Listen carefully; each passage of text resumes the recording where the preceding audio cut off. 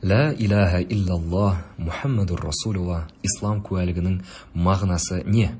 Исламның ла илаха иллаллах деген куәлігі тек жалғыз Аллах қана жаратылыстардың оған құлшылық етуіне лайық және соған құқықты шынайы құдай болып табылатынын, өйткені ол ғана өзінің есім сипаттарында толық кемелдікке ие әрі кез келген кемшіліктерден пәк екенін білдіреді.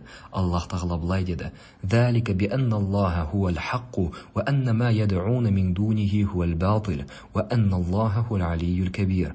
Себебі Аллах хақ, ал мүшриктердің одан өзгеге сыйынғандары жалған. Әл-Хаш сүресі 62-ші аят. Ал Мухаммаду Расулуллах куәлігінің мағынасына келсек, онда оның мағынасы Мухаммад оған Аллахтың игілігі мен сәлем болсын, Аллахтың жіберген елшілерінің және пайғамбарларының соңғысы болып табылатынында, әрі ол бүкіл адамзат пен жын қауымына жіберілгенінде.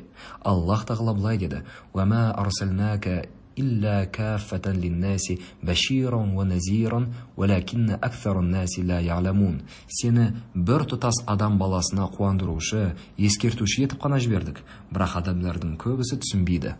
Саба сүресі 28-ші аят.